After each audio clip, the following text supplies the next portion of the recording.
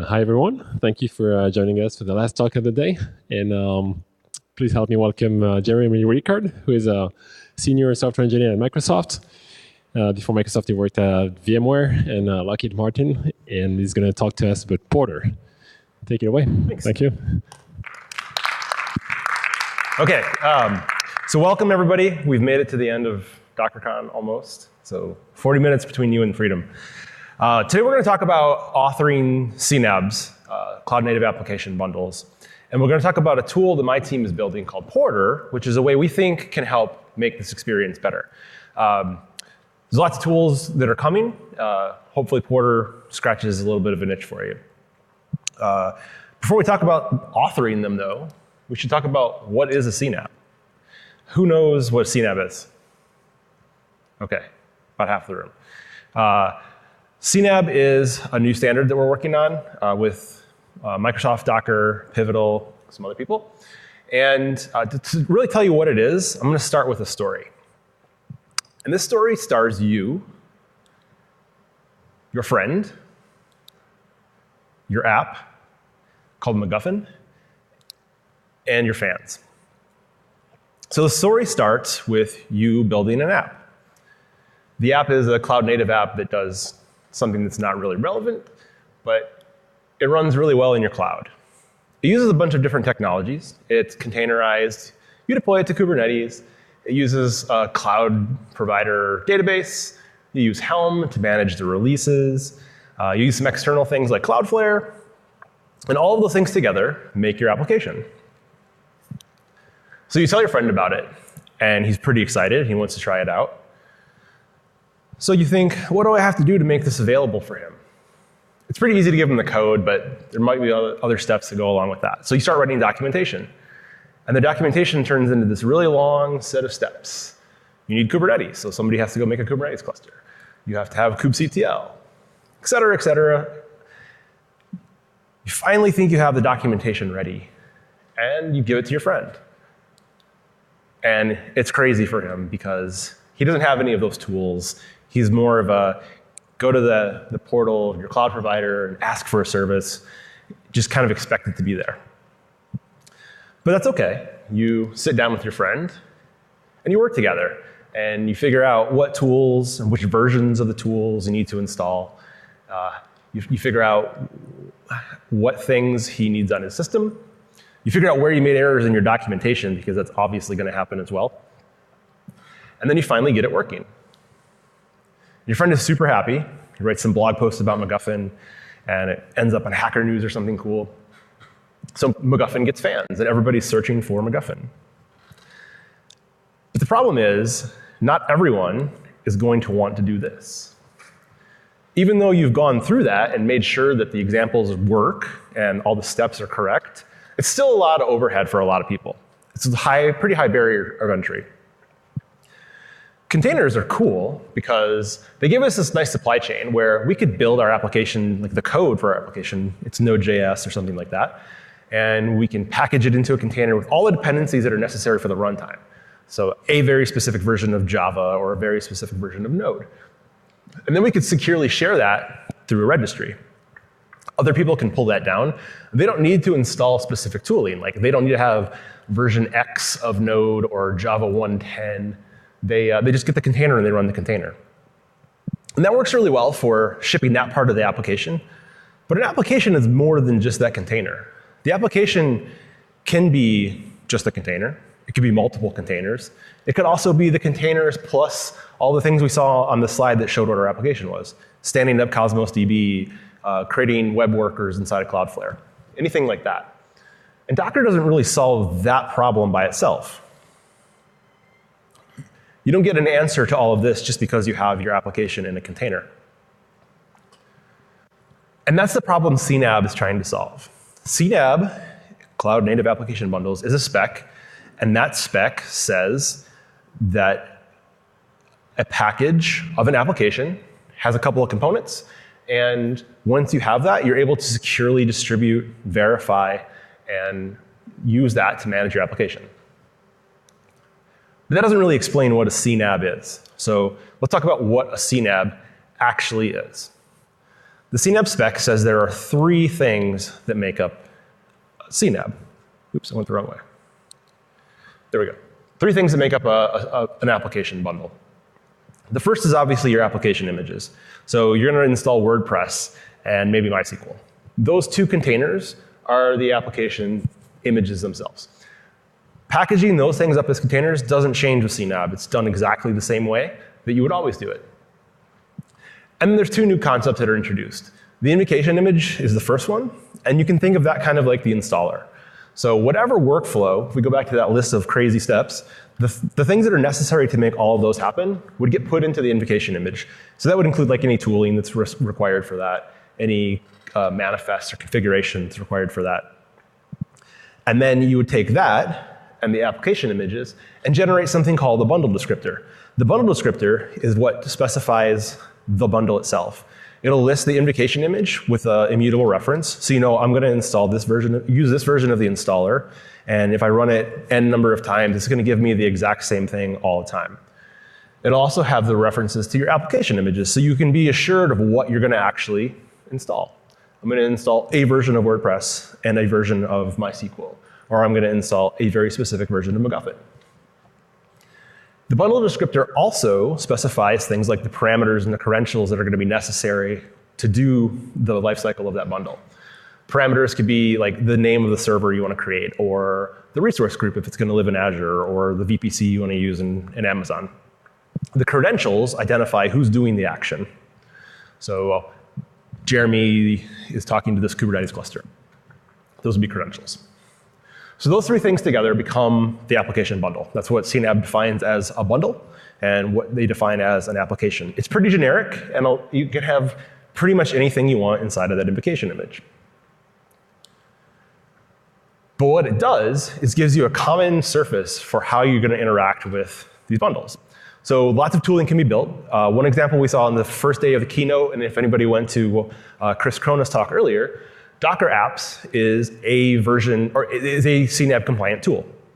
So you can build bundles with Docker App. You can also install bundles with Docker App. And they don't have to be built with Docker App, because CNAB just specifies really the shell around what you're going to install, how you pass parameters and how you pass credentials into that bundle. So you have a tool, could be Docker Apps, could be Porter, could be any other tools. Those are going to expose whatever experience you want. So you could have any number of commands, any different experience that really represents how you actually want your tooling to look. But it's going to turn all of that into a set of known things. So install or upgrade, those are going to be the CNAB actions that are going to be occurring. The parameters and the credentials are the things that are going to get passed into the invocation image.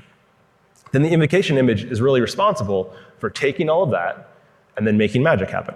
So all of the things that are in that big, long file will happen because of our invocation image. So the cool thing about that is that once you've done this, it makes it actually pretty easy to distribute these things securely.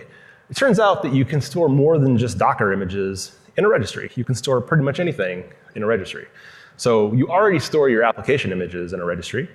Your invocation image is just a Docker image, so it can get stored in a registry. And the bundle description itself can get stored in the registry. So you can put all these things together, have them, and you can distribute them to people just like you would a regular container. And you can use the same kind of things like verification of a digest to know that you're going to get exactly what you think you're going to get. OK, so that's what a CNAB is. Now that we've kind of level set ourselves, let's think about what it's like to actually build one of these things. So the first step in building a bundle is the step you've already always done. You build a container or containers for your application. That doesn't change. The first thing you have to really do beyond that is to build this invocation image. You can build one invocation image, you can build multiple invocation images for different architectures, but the process is going to be basically the same. If you're going to use, say, ARM and Helm and Terraform, you have to put those things into the invocation image. You also have to have whatever configuration manifests go along with that, and then any glue code to make those things work together. So like, Helm and Terraform don't magically work together, so you have to make them work together inside of the invocation image. Once you have that, you write a bundle descriptor. And the bundle descriptor is going to have a reference to the invocation image or images. It's going to have references to the other images that you're going to install. It's going to have references to the parameters, or definitions of the parameters, and definitions of the credentials. It'll have some other stuff like metadata. Who's the maintainer? What's the name of the bundle? What's the version? But all of those things will get assembled into the bundle descriptor, which is a JSON file. So there's a schema that defines what it is in the spec, and really it's the images, so the invocation image, parameters, and credentials. It's not really complicated. It's pretty simple. But that's a lot of stuff to have to manage. So you're writing a Docker file for your application. You're writing the Docker file for your invocation image. You're writing all the stuff that goes in your invocation image. And you're responsible for generating this bundle descriptor. So there's lots of ways this can happen. Tooling is probably the best way to go. But if you want to start out and make artisanal handcrafted bundles, the flow is going to look something like this. First, you're going to write a bash script or something else that understands the CNAB verbs, so install or uninstall. Inside of each one of those case statements or whatever in your bash script, you're going to invoke all the commands that are necessary. So if you want to make an AKS cluster or a GKE cluster, maybe you're going to run the gcloud tool or the Azure CLI. Then maybe you're going to grab a kubeconfig from that, store it in somewhere in the invocation image so it can be used. Then maybe you're going to run Helm and do a Helm initialize to put Helm onto the AKS cluster or the Kubernetes cluster. All of these steps, basically the things were documented inside of that script you would give to your friend or that list of things to do you'd give to your friend. You'll have to do that. Then you'll have to put whatever configuration or manifests need to go in the Docker file. So you'll have to build like a structure. Then you'll write an actual Docker file that says, here's the entry point or the command to run, add all these things in. And then finally, you build that. You'll push it to a registry so you can get the immutable reference. And then you have to write the bundle manifest. So you'll populate the invocation image section. You'll populate the reference images section. You'll populate the credentials and the parameter definitions. So there's a lot of errors that can happen there. And if you hate tooling, this is the way you're going to go. So this is what we did originally as we were writing the spec. So the spec, we started working on it really heavily, probably in maybe September, October. And in that time, like we didn't have any tooling yet because we're working on the spec. So a lot of what we did was build these things by hand. And it's obviously pretty painful. So we started building a reference implementation to start automating some of that. So the first thing that it does is really drive how to generate that bundle.json, the descriptor. It doesn't do so much to fix the authoring problem of the invocation image. You're still really responsible for writing that bash script or Python or whatever that's going to be the entry point into the container. You're still responsible for figuring out how to use the environment variables or the credentials that are going to get wired into the thing.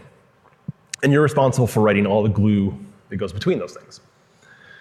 It wasn't really an attempt to fix that problem. It was vetting the spec and starting to make it a little bit more approachable. But again, it didn't fix the authoring experience. In the meantime, Docker started to modify Docker app to work with CNAB. So the experience here is pretty cool. You already work with Compose if you're a Compose fan. And you take your Compose file, you run docker app init on that, and it generates a couple of things. So we see parameters there. That looks pretty similar to one of the things that's in CNAB. It generates metadata, another thing that's pretty similar to what's in the bundle descriptor. And then it takes your Compose file. And it allows you to parameterize that. So a lot of times when you're building Compose and dev is going to hand it off to ops, they're going to have to go through and figure out what things do I need to change in this Compose file, what's really configurable, what's not. It's not really apparent when just looking at that. What Docker app does is make that a little easier. It splits the parameters out. It makes this thing parameterized. And then another command allows you to actually generate the CNAB bundle that you can then ship up to a Docker registry and share to your heart's content. So that works really well. And if you're just doing Compose, that is probably the thing to look at. It'll check a lot of boxes for you. But if you're not just using containers that you can manage with Compose, maybe you're very heavy into Kubernetes and you only do Helm, or you only want to use Customize, or you have some other thing that is your preferred way of working and you don't want to use Compose, or you need to use cloud services. Compose doesn't really do that.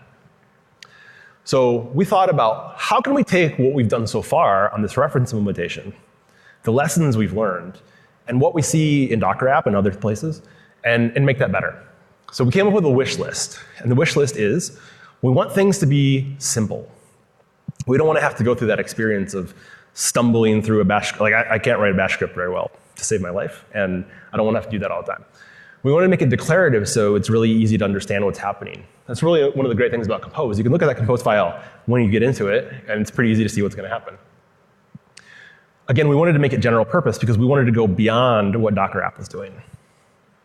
And then one of the things we really wanted to do was encourage extensibility and reusability. Because as we were building these samples for Duffel, which is the reference implementation, there was a lot of times where we would say, oh, we need to cut and paste this section from this bash script into this other bash script to make it reusable.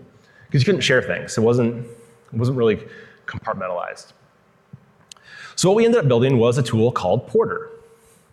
And with that wish list in mind, we started with a declarative manifest.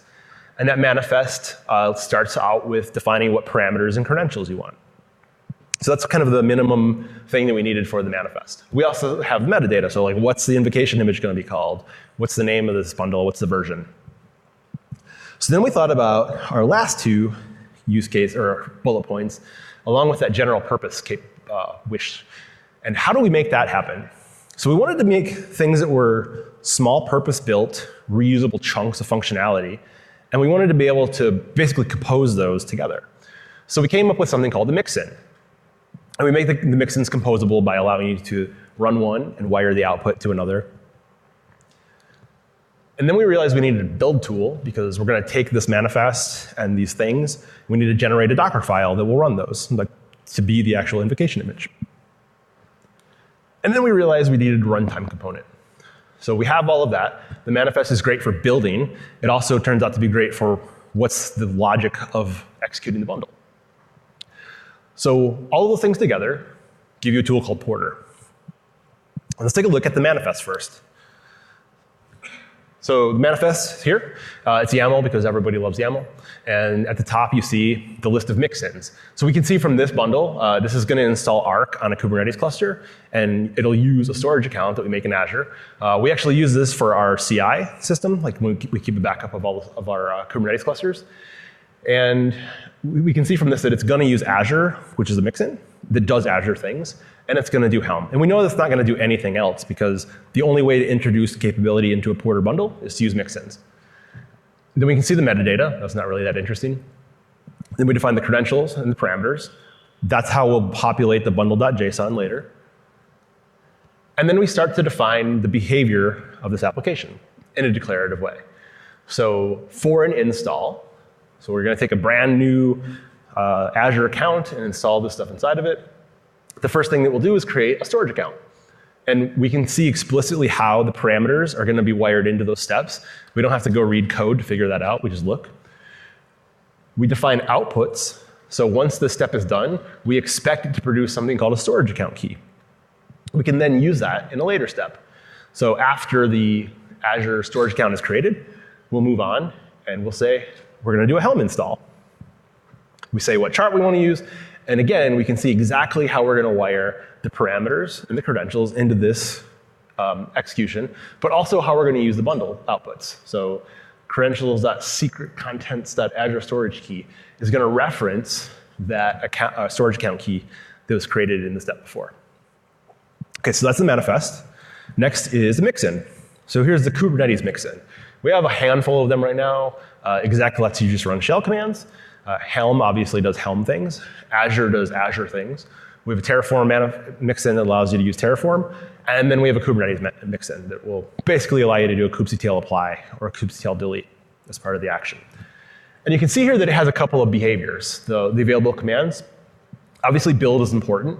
So when we build our Docker file for the invocation image, we need to know what things are necessary for that thing to run. So the Mixin is responsible for telling Porter what to install. Next, you see upgrade, install, and uninstall. Those are going to be the runtime behaviors. So the Kubernetes Mixin knows that when an install happens, it's going to do some things. When an uninstall happens, it's going to do some other things. And then finally, we built some helper things in. So a version, obviously, everybody wants to know what they're running, so you have to have a version command. And then we decided we wanted to make these things kind of self-documenting, so we built a schema command in.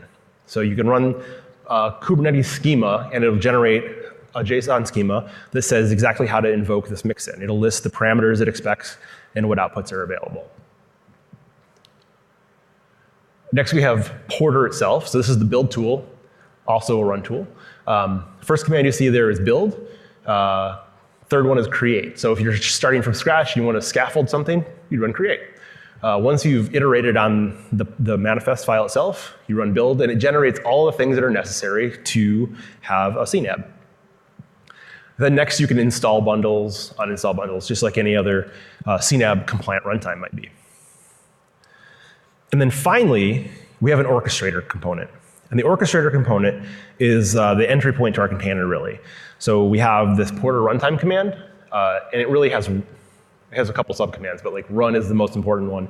And it's going to take your manifest. So the manifest is used for building, and then the manifest is used for controlling what happens inside of the bundle. And the Porter runtime is like the orchestrator for that. It knows how to invoke the mixins and take the output back from the mixins. Go back to the mixin slide for 1 second. Mixins are really just executables. You can build them in whatever language you want. They're just going to get bundled into the image. So if they're Java, you probably have to install Java yourself. But we've been writing them all in Go so far. But really, they just have a simple interface. Build, install, uninstall, and upgrade are the required ones. Schema is optional, but we recommend that everybody builds one. OK. So we got Porter working, and it turned out that it checked off most of the things we wanted to do. It's still pretty early, so there's obviously some bugs and some things that could be better. But as we were building it, it turned out we could do some extra things that we didn't think of, like build bundle dependencies. So the CNAB spec itself has nothing about dependencies. So there's nothing in the spec that says how to take one bundle and run another bundle, pipe them together, do anything like that. But because we control the build and the manifest, we're able to do that pretty well. It turned out to be really easy to reason about params and credentials and outputs and how they're going to be used. So it made it pretty nice and easy for other people to take these things and figure out what's going to happen and do analysis on them. Because we're going to use these mixins, it turned out we could also constrain the mixins that were available. Before they're available to actually build a bundle, you have to install them. You install them from vetted sources. So an enterprise, Microsoft, can say, we only support these versions of the mixins. You can use the functionality, but we're going to give you a very specific one once we assemble your bundle for you. And because we were able to provide schema, we got these things to be self-documenting. You don't have to go look at the Go code to figure out what's happening. You don't have to go read documentation. You can run Porter or Kubernetes schema or Helm schema, and it'll tell you exactly what parameters and parameters are required, credentials are required, and what outputs are available. And because of that, we were able to actually make the authoring experience a little bit better than we already had by writing a Visual Studio Code extension. So we have a Porter Visual Studio Code plugin, and it knows what mixins are available from your Porter installation. And it knows once you start saying that you want to use the Helm mixin, what things are available to the Helm mixin. So it uses that schema to generate YAML for you automatically inside of the manifest. OK, so let's look at a little bit of a demo.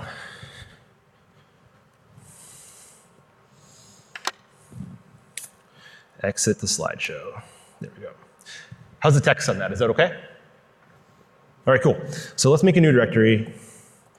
Hi, DockerCon. OK, so brand new directory, nothing in here. We're going to do a Porter create. And what that does is create an empty configuration with a template and an entry file, the run script itself. So if we tree this directory, we see there's a Porter YAML, and there's a CNAB directory with an app directory and a run. So the CNAB spec says that the manifest or the invocation image has to have an entry point at /CNAB/app/run. So that's where we dump it here. We're going to build a Docker file with that next. But let's look at a little more complicated of an example. So let's bring Visual Studio Code up.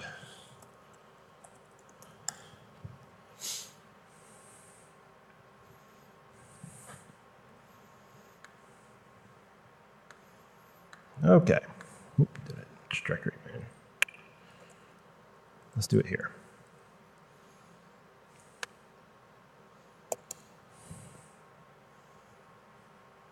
Okay, so we got a bunch of examples. The one we just created is right here. And if we look at the Porter YAML, it's just going to use the exec mixin, and this is how you would do a really, really basic hello world with Porter. Go away. You would say exec mixin is what you want to use, so right there. And then for install, you'd say exec. The command you want to run is bash, and then the arguments are -c echo hello world. So when we run this thing and we did an install with Docker app or Porter, all you would really see is hello world to the standard out. So that's not that interesting. Let's take a look at another one. Actually, what if we wanted to add Helm to this? So there's Visual Studio Code picking that up. And we can come down here and say, let's use Helm. It'll give us a chart. It'll give us a description and a name. And these are the required fields. There's other optional ones that's just not populating right now. OK, so let's close that out. Let's RM that. Let's get rid of it. Oops, I have Teams turned on.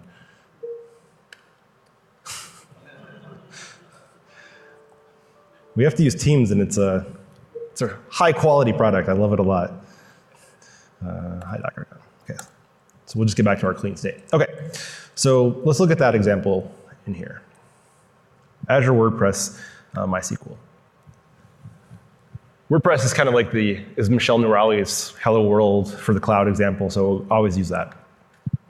So this is what the manifest looks like for using Azure and Helm together to install WordPress with an Azure MySQL database.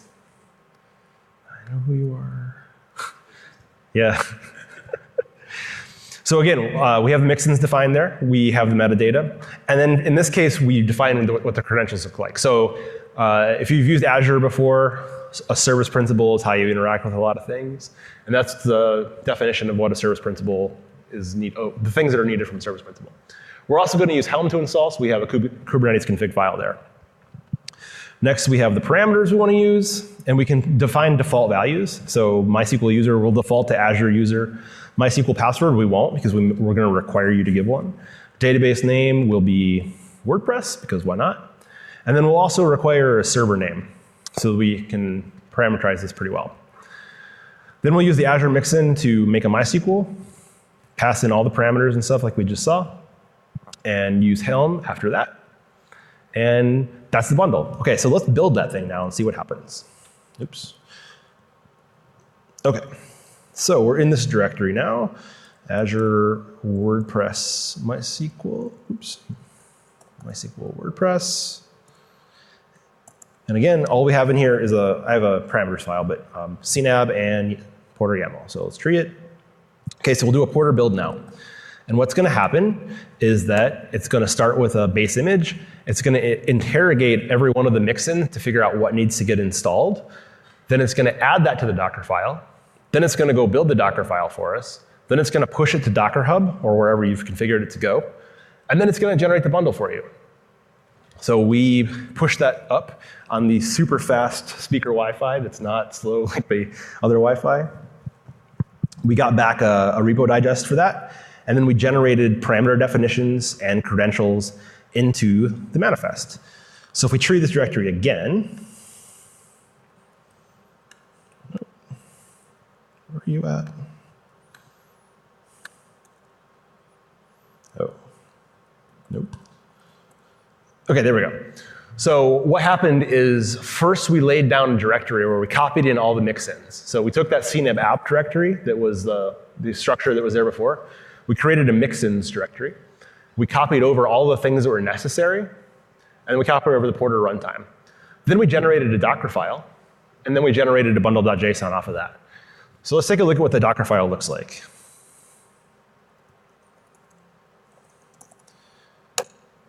So optimizing the Docker file isn't something we're doing yet, but what happens is we start from a base image, then we run a couple of apt-get installs to install the Helm CLI.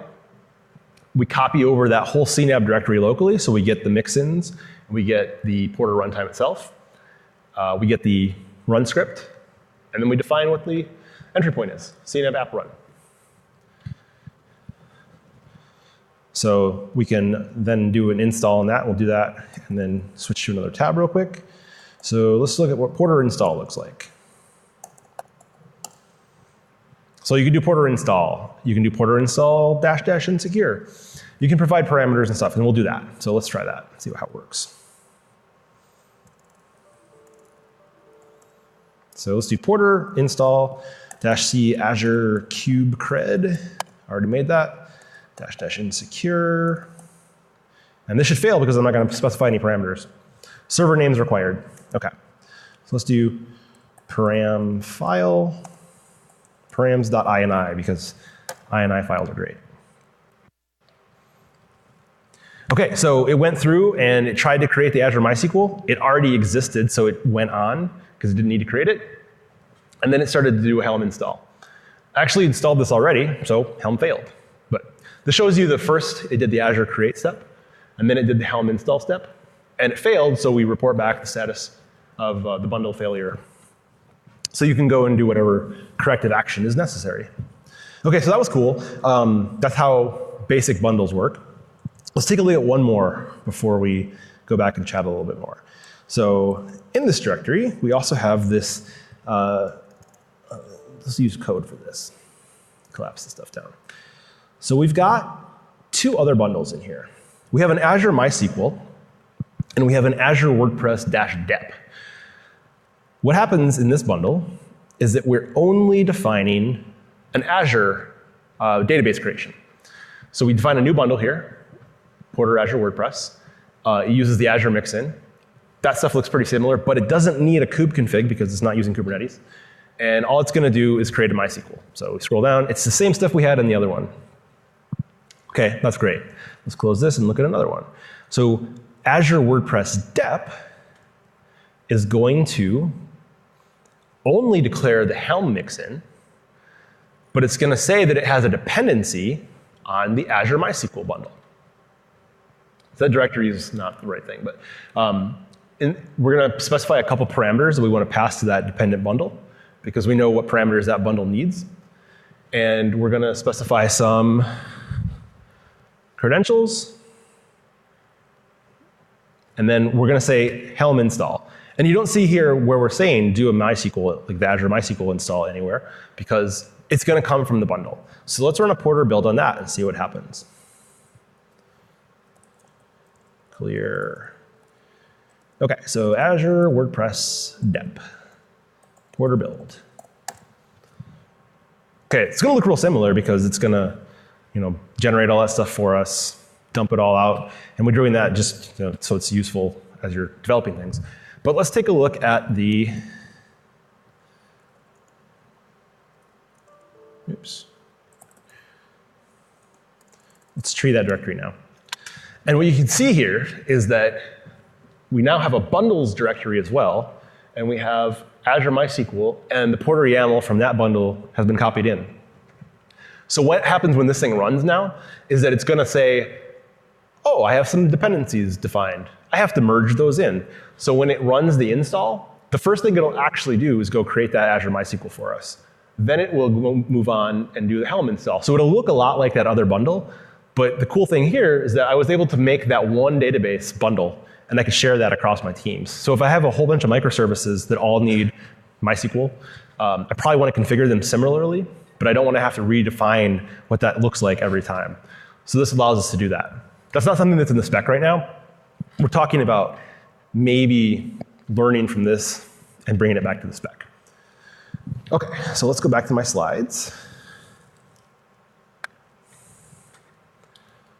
So what's next for Porter? Porter is pretty new. We started working on it right before KubeCon last year. We need to update to the spec. So there have been some fairly dramatic changes to the spec since we started working on Porter. One of those is that we had a fairly strict definition of parameters before, but now you can actually use JSON schema to define what parameters are for a bundle, which plays nicely into our hands because we had the foresight to say we should use JSON schema.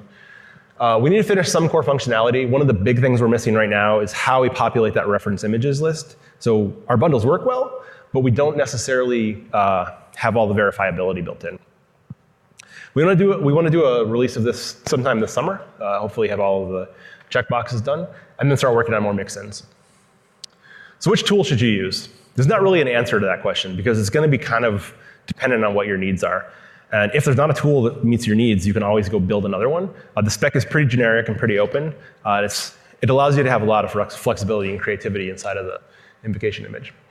So some parting thoughts. The ecosystem is getting tooling. So Docker apps is great. We hope Porter will be great. Pivotal's working on some cool stuff too. So you'll see this stuff flow out. Porter's how we want to build bundles, but just not necessarily the best way, and there's room for a lot more tooling. So if you have ideas, you can either contribute to us, suggest things, or you can build your own tools. The great thing is that how you build the bundle, it'll still run on anybody else's tool chain. It's a great time to get involved with the spec too. It's still pretty early. If you're interested, you can go to this GitHub repo. We have information about the community meeting there. Here's where you can get some more info. The websites, CNAB.io and porter.sh are pretty useful. Down at the bottom, you can actually find the code for Docker app and figure out how it works. Docker's great with their open source stuff. If you want to follow up with me, I'm on Twitter. It's an easy way to get a hold of me. Also, my email address at Microsoft is jeremy.rickard@Microsoft. So we have 4 minutes left, so we'll open up for questions now. If you have questions about like CNAB runtimes and stuff, I can answer those, but we can also go in the hallway afterwards. So like focus on building for now, and we can talk about that, or if there's no questions, we can talk about whatever. I'm just curious what the story is around versioning and upgrading. So if you decide that I want to change the MySQL version up or something like that, and you go to employ Porter in that way, like what's the story around that? So the story for Porter ends up being kind of specific to the mixin. And the mixin's responsible for defining what that logic looks like. For the Helm mixin, you're doing a Helm upgrade. So you might specify a new version for the image you want to install. You might change anything else that goes into the release. The spec really only defines those verbs, so install or upgrade. It doesn't give you any specific behavior. So it's there's a lot of flexibility in how you do it. We're kind of deferring to the tools for now. So like, the Azure Mixin, we're basically using ARM behind the scenes. So whatever the upgrade behavior for ARM would be is how we do it. What we've been doing is building the bundle over again. So if you want to make like drastic changes and upgrade the image, what you really probably want to do is build a new version of the bundle and then do the upgrade from that. Because you really want to have the configuration and the references to the versions of the images static and immutable in a specific version of the bundle.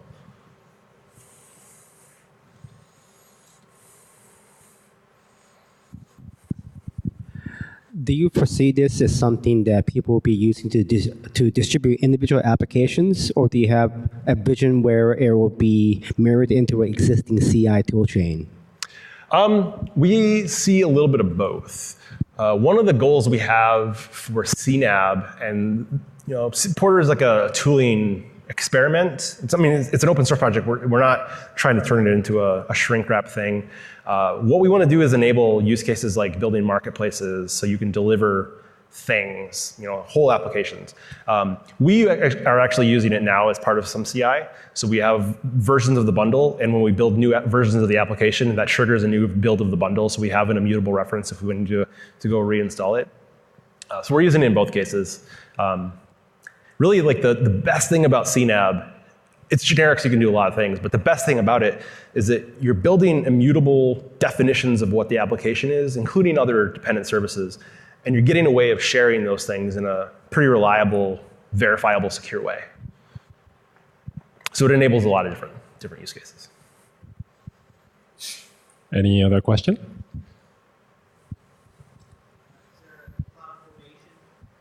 There isn't a CloudFormation mixin yet.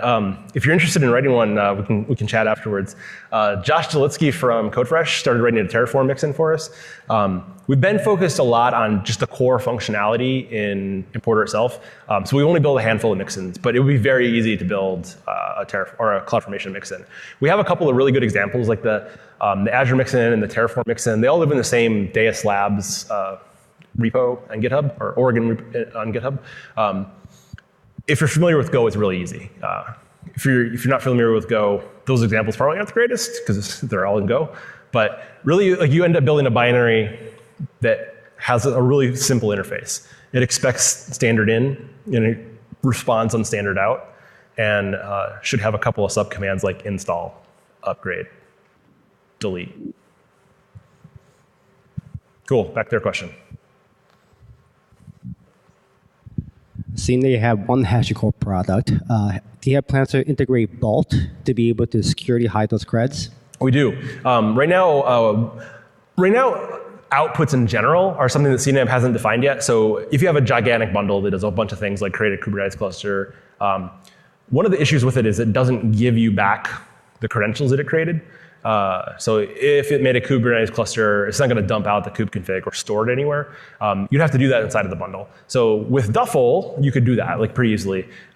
We haven't done that with Porter yet, but that's definitely one of the things that's on our things we're going to do before GA. Make it actually pluggable so you can do any kind of secure backend. So it could be Vault, it could be key store in Azure, it could be something else in AWS. But kind of taking that similar functionality, I mean, it's really just another thing you want to compose and mix into that flow. Have an output step that goes somewhere. So a lot of people look at CI tooling and make an assumption that whatever declarative steps you list is the order it operates in, which is often not true. A lot of things happen in parallel. Yeah, this doesn't happen in parallel. It's actually in steps, so you actually do the chicken and egg problem. Yeah, so it fixes the chicken egg problem because it's expecting that first one to happen, and then it'll do something with that output and move on to the next step. We've thought about adding parallelism, but it makes it more complicated to reason about what's going to happen by looking at the manifest. All right, so I think we're past 40 minutes. So thank you so much for coming and hearing me talk about Porter. If you have any other questions, feel free to reach out. I'll be in the hallway for a little while after this too. And thanks.